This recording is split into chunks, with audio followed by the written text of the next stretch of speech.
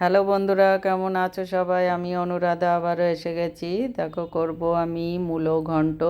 তার জন্য মূলোগুলো ছাড়িয়ে ধুয়ে নিয়েছি ভালো করে। এবারে একটা গ্রেটারের সাহায্যে গ্রেট করে নেব মূলোটা।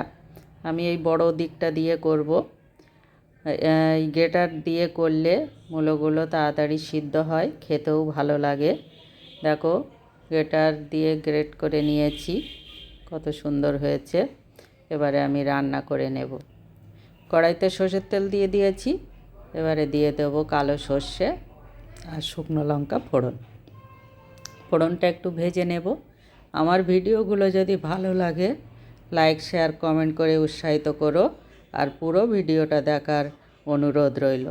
ফোড়নটা ভেজে নিয়েছি, এবারে মূলোগুলো দিয়ে দেব। দিয়ে একটু নেড়ে চেড়ে নেব। তারপরে দেব লবণ আর হলুদ। এতে আর কোনো মশলা লাগবে না, একটু লাগবে চিনি। এবারে ভালো করে নেড়ে চেড়ে এটা হতে দেব। এতে কোনো জল দেব না। এই লবণ দেওয়ার পরে যে জল গলবে সেই জলেই সিদ্ধ হয়ে যাবে। দেখো, জল গলেছে। এবারে এটাকে রান্না হতে দেব। একটা ঢাকা দিয়ে দেব, তাতে তাড়াতাড়ি মূলোটা সিদ্ধ হয়ে যাবে। শীতকালে এই মূলো খেতে খুব ভালো লাগে। তোমাদের কেমন লাগে জানাবে। দেখো, জল শুকিয়ে গেছে, মূলো সিদ্ধ হয়ে গেছে। এবারে দিয়ে দেব একটু চিনি। একটু মিষ্টি মিষ্টি হবে, খেতে ভালো লাগবে।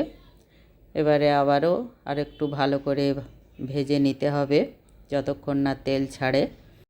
নামানোর আগে সর্ষে বাটাও দেওয়া যায়, তোমরা দিলে দিতে পারো। আমার সর্ষে বাটা দেওয়ার চাইতে নর্মাল খেতেই ভালো লাগে, সেই জন্য আমি আর সর্ষে বাটা দিলাম না, তোমরা চাইলে দিতে পারো। এবারে হয়ে গেছে, নামিয়ে নেব। দেখো, রেডি হয়ে গেছে মূলোর ঘন্ট। কেমন হয়েছে কমেন্ট করে জানাবে।